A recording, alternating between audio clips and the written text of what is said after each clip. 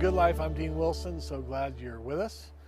Wherever you're joining us at goodlifetelevision.org or here in Santa Barbara, California on TVSB, we welcome you.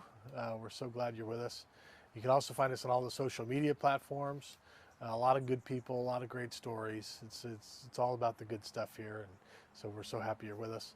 I'm so excited about my guest today. Barbara Robertson is with me from the foundation, Santa Barbara Scholarship Foundation. Welcome, Barbara. Thank you. Thank you for having me. Barbara is the president and CEO of the Scholarship Foundation of Santa Barbara. Here again, where we're sitting in Santa Barbara, California, and you've had a really interesting career and kind of road to this position in terms of some of the major players in this town. The Foundation for City College, the Music Academy of the West, the Santa Barbara Community Housing. You've been some really wonderful places, but so talk about that. Actually, when you say that, it sounds like I guess I am a serial nonprofit person. Yeah, I mean, this is what's so great about Santa Barbara. When I moved here, I had been in the corporate world in consulting and office automation and data communications, and moved here. My daughter was very young, so I thought that wasn't going to fly in Santa Barbara, but my background is in accounting.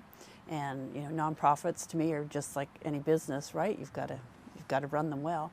So I was very fortunate to get into nonprofits very early on when I was here, and just really enjoyed being able to give back to the community and just be part of the community, especially when you're in a nonprofit. You really feel like, you know, you really get to know what's going on. So yes, I did start Santa Barbara Community Housing, and then Scholarship Foundation, and then I went to Foundation for Santa Barbara City College, and then the Music Academy of the West. And in all those positions, I was either the chief financial officer, and then I came back to the Scholarship Foundation as a COO, and then it was interim CEO, and now I am the CEO, president and CEO. So, and for those, you know, most of those jobs involved education, which is something that's kind of always been near and dear to my heart. So whether it was City College or the Scholarship Foundation or Music Academy of the West, there's always been this education component that kind of really speaks to me, and I just like what it can do and value it. So it's been a really privilege to be able to be employed in Santa Barbara for such a long time and help so many people. Yeah. So you've done them all. You've done all of them. CEO, CFO, COO. Yeah. Just out of curiosity, just being an executive myself, what was the trickiest of the three? I guess they all have their unique challenges. I think with the CFO, I mean, in two organizations I've been with, I've had to do bond financing. And the first time I'd never done that, and that was for the community housing. We were consolidating some properties. So that was a sort of okay, meet some lawyers in San Francisco and raise $12 million. Sure, I guess I can do that. And I vowed I would never do it again.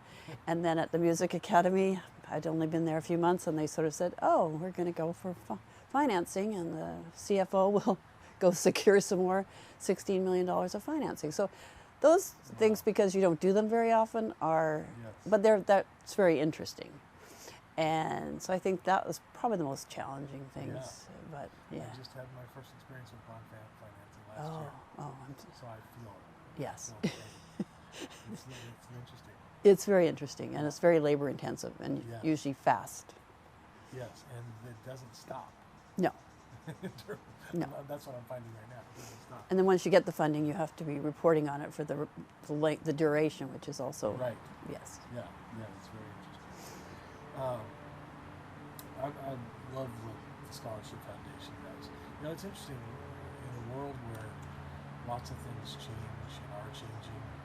Education is still the name of the game, isn't it? Absolutely. When you think about it. Talk about the vision for the Scholarship Foundation. I'm gonna in a minute I want to read kind of some of the numbers. It's pretty astounding what you guys do. Talk about that. Well, I think, you know, education really, truly is important, and you see what it can do to communities, countries, young people. And, you know, I think 50% of our students are first generation, so that's hugely impactful. And then we've all come through COVID, and we see the people that didn't do well were the people that were the most impacted were people with, service jobs. They couldn't pivot to working at home. And so again, they were negatively impacted where, people with higher education had a much easier, could continue. So education is so important. And also what struck me was with COVID too, there were such complicated problems that we needed really clever people to get us out of this mess, whether it's vaccinations or supply chain or health care or getting food to people. And, that falls on an educated workforce to do it, and even, teachers. So it's just it touches everyone. Yeah, that's really true. The first generation thing is so powerful. I mean, we do this much compared to what you guys do this much, but in terms of we have a little scholarship fund, but just being around these young people when it's the first generation and just the courage and the trailblazing spirit, it's just wonderful. No, and we have now we have 4 program advisors, 2 in South County and 2 in North County. And that's primarily their focus is with working with the first generation students and their families. They're all bilingual. Because that's scary too for the families. If they're the first kid going off to school, where are they going? And we say that we can help them with the money, but that sounds like pie in the sky. Like, how can we really afford this? So it's really important to get families going on that path. Yeah. Can you tell us a little bit of the history of the foundation?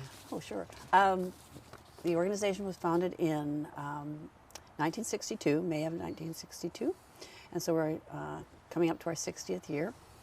It was funded by some just local PTA ladies, and thought that it would be a great idea if they could do something for the local students and give them like a book award, a little pat in the back. So they did some fundraising, and the next year they awarded 9 $100 book awards, just as the name implies. And so that's how it started. And to this day, whenever we have an award ceremony, we always give symbolically 9 $100 awards to kids. It's just a drawing in the audience to carry on that tradition. Yeah. And from there, it just grew, but it grew very rapidly with a lot of names of people in the community that we all recognize, like Tobes. His wife was involved in the beginning.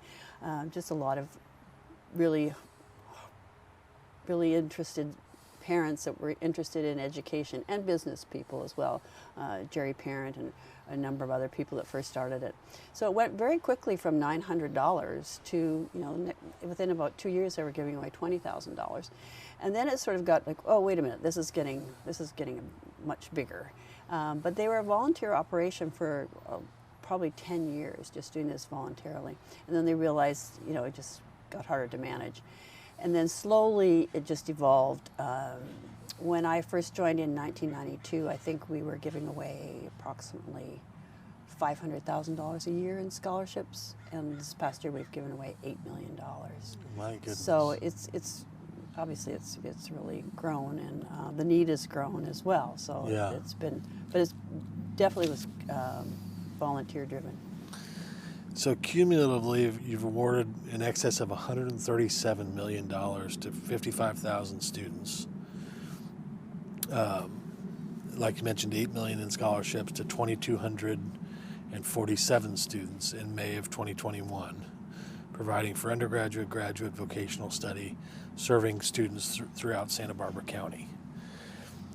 There are a lot of wonderful philanthropists in this city. Talk about that and kind of the power that they have to really make a difference through education. Yes, we administer approximately 500 different scholarship funds, and so these come from individuals, corporations, you name it, service groups. So there's a little bit of everything in our mix. We have over 130 endowed funds that people have left us money or are building those up, so we have a fairly good endowment as well. We've always done work with service clubs so that they don't have to administer their own scholarships or pick the recipients. And then we work a lot with the business community who fund scholarships either for their employees or employees' children. And then, of course, most of our donations come from individuals. We have no state or government funding, so most of it is from individual donors. Wow. And most of them, my first question when I always talk to somebody is just asking them, what was your educational journey? You know, how did, and usually most people, even, you know, some of the wealthy people that we deal with, you know, they didn't start that way. And, you know, it might have been a struggle, or their family was poor, or they were first generation. So I think most people have this little kernel of their educational journey, and then where they ended up, I also find that's interesting. You know, you start studying one thing and then you change your, you know, it's a road that you can go along. It's a serendipitous path, which is always interesting as well, just to see, like, what did you think you were going to do when you went off to college? You know, it's like, no idea. You know, Right. And here you are. And here you are now doing something. So yeah, I think it's just, and I think that's the other thing with education. You can change, right? If you start off thinking this and think, oh no, you know, that's not really what I want to do. Well, guess what? There's more education, and that's part of it. Figuring out what you want to do and how you want to get there. And that love for learning, that is a lifelong, life-changing thing. I mean, that's, to me, when I think about that, when I've been thinking about this the last couple of days, you know, the love of learning, that gift is so valuable. I mean, where, you know, the actual education, of course, is very valuable, but that appetite for learning, that man, for a first generation student to go off and to get that, to acquire that appetite for learning, I can improve my life, I can build something, that part is just spectacular. I mean, if you think about it. No, it is. And we also, a lot of people think that we only fund students that just graduated from high school, but we don't. As long as you graduated at some time, you're still eligible. So we find another thing that's very heartwarming is reentry students. You know, somebody that's got 2 kids and then thinking, oh, wait a minute, I need to go back to school. And we are so fortunate in Santa Barbara to have, you know, a great community college and great universities and colleges right on our doorstep. And so that's very powerful too, that you can, you know, it's not, you don't just have to go right out of high school. You can come back when you're 30 years old and say, you know, I need to get an education. I want to provide for my family. Yeah. And so we can support them. And now we have a big push. I think we always had it, but now we're verbalizing it, that we want not just to get them to college, but to and through college.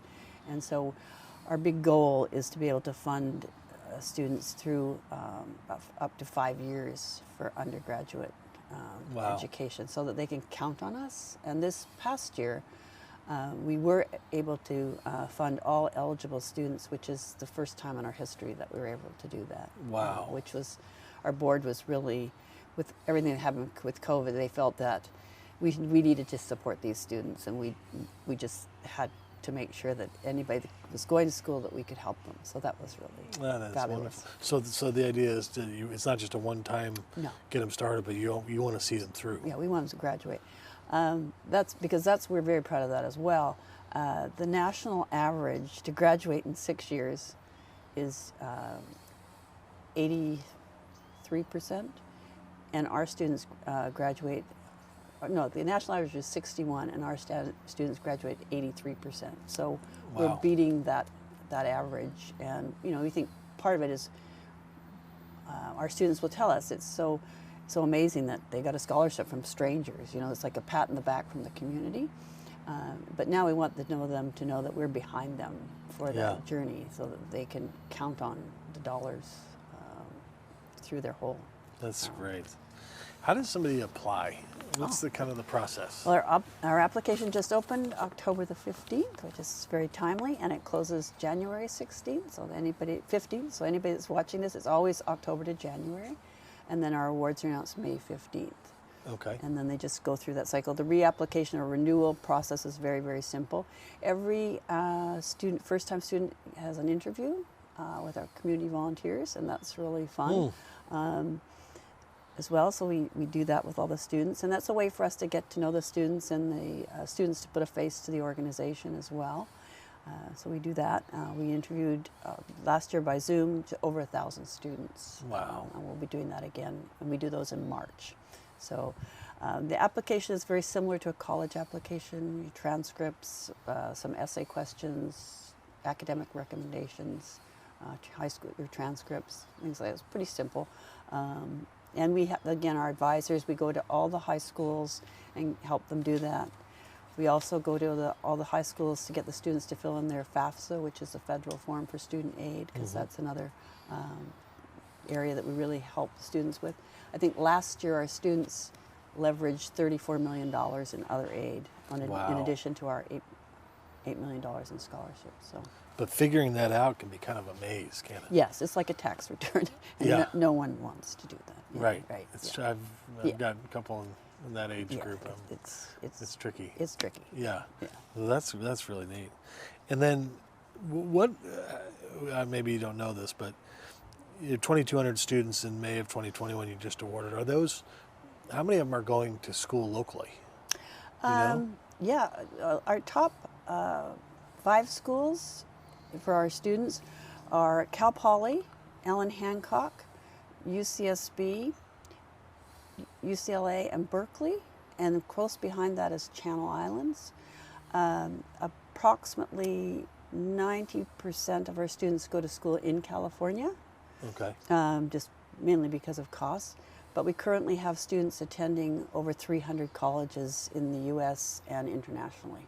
So as long as the school is accredited, Title IV school, they can attend. So we don't make judgment on where they want to go to school. They go to school where it's the best fit for them. But most of them are locally. So those would be our top. Probably a little less than half of our funding goes to those schools. Okay.